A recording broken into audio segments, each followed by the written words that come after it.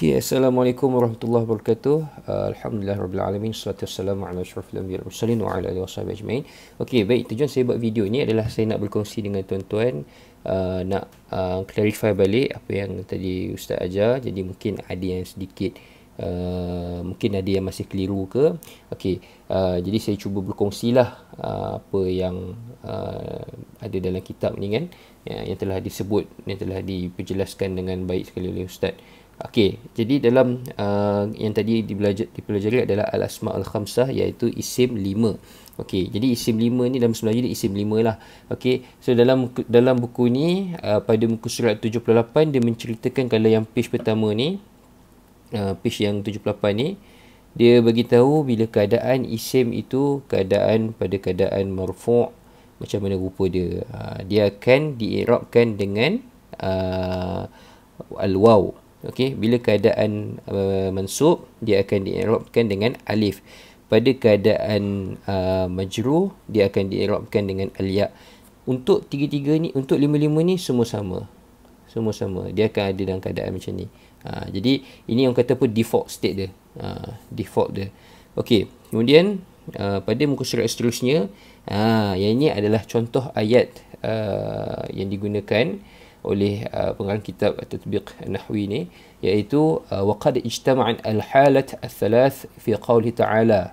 Apabila berkumpulnya tiga keadaan dalam firman Allah Ta'ala ni, iaitu yang keadaan pertama iaitu akhu, tuan-tuan tengok abi, kemudian abana, kan ditunjuk sini akhuhu, lepas tu kemudian abina, kemudian abana. Jadi tuan-tuan boleh tengok macam mana cara dia i'rab. Jadi ini adalah contoh terbaik lah, ayat contoh terbaik. Kemudian yang bawah dia ni diterangkan amsilatu akhuk, itu contoh-contoh berkaitan dengan akhuk yang ada di dalam ayat Quran. Macam contoh dia ni, qala lahum akhuhum. Okey, jadi tuan-tuan boleh tengok di sini. Okey, kemudian yang ketiga hamuk. Hamuk ni unfortunately dia tak ada dalam Quran. Jadi pengarang menggunakan contoh. Contoh. Tapi kalau tuan-tuan tengok sama je. Dia ada punya bentuk dia. Kalau ada marfu' dia waw, kalau dia mansub dia alif, kalau dia majrur dia ya. Okey. Ya, kemudian yang keempat pun sama, fuk. Okey, saya percepatkan sikit. Yang kelima amsilah zu. Contoh untuk zu pula macam mana. Dalam zu ni pun alhamdulillah ada ayat Quran, iaitu yang pertama kalau keadaan ada marfu', mansub dan juga majrur. Okey. Okey. Untuk yang page ni, yang ni yang mungkin ramai agak keliru sikit. Okey. Dalam ayat ni dia menerangkan iaitu syurut i'rab al-asma' al-khamsah bil huruf. Okey. Jadi dalam ni dia kata arafna anna al-asma' al-khamsah turfa'u bil waw wa tunsabu bil alif wa tujarru bil ya. Maksud dia kita telah ketahui sebelum ni bahawa isim 5 ni dirafa'kan dengan waw, dinasabkan dengan alif, dijarkan dengan ya. Okey, tapi walakinnaha la tu'rabu hadzal i'rab. Dia tidak akan di'irab dengan keadaan i'rab ini illa idza tahaqqaqat fihi syurut. Apabila dia mencukupi syarat-syarat di bawah, iaitu syarat-syarat dia ada dua, iaitu syarat dia yang pertama sekali syarat amah ataupun in general, ataupun wa khassah. Khassah ni maknanya secara khasnya. Okey, kalau tengok syarat amah dia, iaitu dia ada empat. Yang pertama mufradah, mukabbarah, kemudian mudhafah, kemudian keempat idafatuha li ghair ya al-mutakallim. Okey, apa syarat dia? Untuk yang pertama ni maksud dia antakuna mufradah. Dia mesti mufrad. Kalau kita nak i'rab dia yang tadi tu, i'rab dia kalau dia marfu' dia mesti bil waw. Kalau dia mansub dia mesti bil ya. Bil alif. Kemudian kalau dia majrur dia mesti dengan ya. Kalau kita nak i'rab dia macam ni, okey, dia mesti cukup empat syarat ni. Yang pertama sekali dia kata mufradah. Mufradah ni macam ni? Mufradah ni maksudnya dia mesti keadaan dia mufrad. Okey, jadi dia bagi contoh yang di dalam ayat Quran yang mana ada keadaan yang dia tak mufrad. Jadi macam mana kita i'rab dia? Jadi dia kata kat sini apabila dia bukan mufrad, iaitu contohnya dia kata musanna. U'ribat i'rab al-musanna. Di'irabkan dengan i'rab musanna, iaitu apabila bil alif fil halil rafa', apabila dia keadaan marfu', okey, dia mesti alif. bil ya fi halatay an-nasab wal jar. Pada dua keadaan, iaitu keadaan mansub dan keadaan majrur, dia mesti ya. Contoh dia yang dibagi kat sini tadi, fakana abawahu mu'minaini. Abawah ni iaitu dua, iaitu kita kata kalau dalam Quran ni abawah ni mak ayah lah, walaupun dia abawai, bukan dua bapa maksud dia lebih kata ayah, mak ayah. Abawahu. Jadi abawah ni berada dalam keadaan rafa'. Jadi bila rafa' sahaja, yang ni dia akan marfu' dengan alif. Tuan-tuan nampak tak ada alif kat sini kan? Abawah tu dia marfu'. Dia bukan majrur. Dia bukan mansub. Okey. Kemudian kalau dia keadaan nasab dan keadaan majrur, dia akan sama.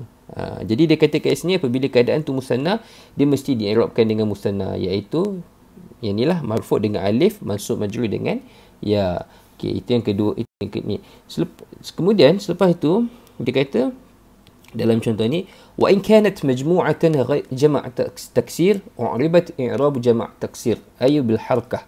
Apabila ianya berada dalam jamak taksir, sebagai jamak taksir, di'irabkan dengan i'rab jamak taksir, iaitu macam ni kalau kita nak i'rabkan dia dengan jamak taksir, iaitu dengan harakat ataupun tanda. Jadi macam dalam ni, wala tankihu ma nakaha abaukum. Abaukum ni adalah jamak taksir kepada aba. Jadi dia mesti di'irabkan dengan tanda. Tanda ni maksudnya macam biasalah, macam kita i'rab biasa, i'rab untuk mufrad macam ni kan, belik dengan dhammah, dengan nasab, dengan fathah, dengan jar, iaitu apa tu nama tu, baris bawah. Okey. Kemudian dia kata yang syarat kedua, antakuna mukabbarah. Antakuna mukabbarah ni maksudnya dia mesti bukan isim tasghir. Yang tadi Ustaz sebut. Nanti saya akan cuba buat satu video yang menerangkan tentang isim tasghir ni, ataupun sirah tasghir, ataupun bentuk tasghir. Bentuk tasghir ni maksudnya benda kita mengkecilkan benda tu. Macam Umar, Umair, kan? Abdullah, Ubaidullah. Maksudnya Anas, Unais. Anas tu hamba Allah, Anas. Unais tu Anas yang kecil. Lebih kurang lah maksudnya macam tu. Hasan, Hussein dan sebagainya.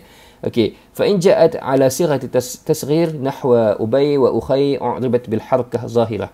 Apabila berada dalam keadaan sighah tasghir, dia mesti harakat dia zahirah.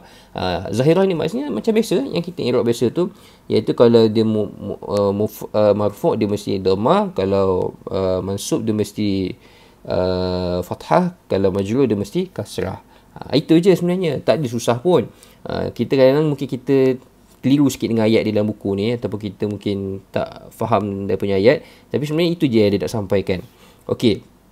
Kemudian yang selepas itu dia kata antakuna mudhafah. Syarat yang ketiga, mesti dia berada pada keadaan mudhafah. Okey, jadi macam contoh yang dia bagi ni, kalau tuan-tuan tengok ni 1 2 3 ni, tuan-tuan perasan tak? Dia maksud dia sebenarnya dia nak kata akhun lahu ni dia maksud dia sama juga dengan akhuhu. Akhuhu. Sama juga macam kalau kita kata kitabuhu. Kitabuhu, kita boleh kata kitabun lahu. Kitab milik dia. Jadi dia kata syarat untuk dia nak menjadi isim, dia nak i'rab secara yang general tadi tu, dia mesti kita kata dia mesti mudhaf. Dia tak boleh berpisah macam ni. Dia tak boleh berpisah dengan ada lam ni. Okey, itu syarat yang ketiga. Syarat yang keempat, dia mesti idhafatuhu ila ghair ya al-mutakallim. Okey. Ini dia mesti beridhafah dengan ghair ya al-mutakallim. Okey. Alright, jap saya tengok balik. Okey. Kemudian itu syarat yang keempat.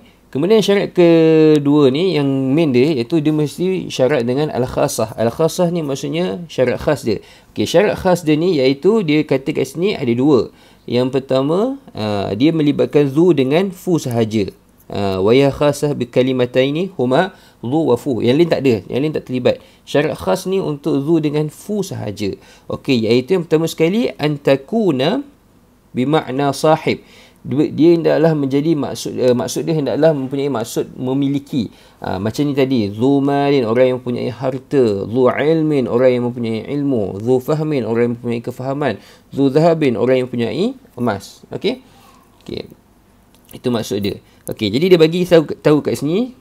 Okey, الثاني أن يكون الاسم الذي يضاف إليه ذو اسم جنس ظاهرا غير وصف. Okey, jadi dia kata mesti isim ni diidhafah dengan isim jins yang zahir, dan bukan yang disifatin ataupun ghair wasaf. Okey, jadi yang dikata kat sini isim jins ni yadkhulu fihi, yang termasuk di dalamnya ialah yang pertama sekali al-masadir ataupun masdar, kata terbitan. Macam tadi, zu fahmin, zu ilmin, zu rahmatin, zu maghfiratin, zu ihsanin, zu fadlin dan sebagainya. Kemudian asma'ul a'yan, macam contoh tadi, dhahab, fiddah, mal, sayyarah, syaqqah. Dia kata kat sini wala tadkhulu, okey, wala tadkhulu fihi al-a'lam. Dia tak masuk isi-isi ma'lam ni, iaitu contoh dia macam Muhammad, Fatimah. Jadi salah kalau kita kata fala yasihhu, tidak betul kalau kita kata zu Muhammad ataupun zu Fatimah. Tak bolehlah kita nak cakap orang yang memiliki Muhammad, walaupun mungkin betul, mungkin ada maksud tu, tapi kita tak boleh nak katalah salah dari segi nahwu saraf dia. Al-zahir ay la yakunu dhamiran fala yasihhuna. Dia tak boleh kita kata zuka, zuhu, zuha. Maksudnya memiliki kau, memiliki dia, memilikinya. Tak boleh. Okey. Kemudian yang bawah ni seterusnya sama juga macam tadi, tak boleh kita kata dia diidhafahkan dengan sifat macam zu mujtahidun, zu alim, zu karim, zu bukhail dan sebagainya. Okey. Kemudian yang ayat seterusnya, yushtartu fiha an takuna khaliyah min al-mim fa in kanat bil mim u'ribat bil harkah. Nah. Okey, macam saya cakap tadi tu, fa fu fi ni, fu fa fi ni dia boleh jadi juga dengan apabila dia bergabung dengan mim. Iaitu famun. Kalau dengan ada mim, famun.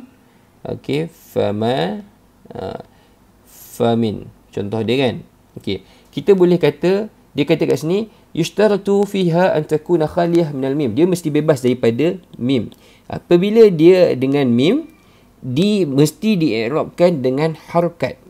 Mesti dii'rabkan dengan harakat tu maksudnya kita tak boleh dah ikut general rule tadi tu. Fu, fa, fi tu tak boleh dah. Kita mesti ikut macam isim biasa sahaja. Macam ni kan. Famuka rutbun bidhikrillah. Dia macam isim biasa sebab dia dah dikombinekan dengan mim. Nadhafa famak. Famak ni iaitu dia berada pada kedudukan maf'ulun bih mansub. Okey. Kemudian untuk majrur pun sama, nazartu ila famika. Okey, isim majrur wa alamatu jar kasrah wa huwa mudhaf, al-kaf dhamir mutasil mabni ala fathi fi mahall jar mudhaf ilaih. Okey, jadi itu sahaja. Yang di bawah ni tuan-tuan boleh tengoklah mulakhas ni, dia kata ataupun ringkasan lah tentang isim 5. Jadi apa yang tuan-tuan tengok tadi tu diringkaskan dengan mudah di sini. Tapi untuk penerangan dalam tu mesti tengok depan lah. Okey. Okey, insya-Allah. So yang ni ringkasan ni, hafallah yang ni, iaitu syurut ammah dengan syurut khasah. Syurut ammah ni syurut khasah ni hanya ada yang terlibat dua sahaja, iaitu zu dengan fu.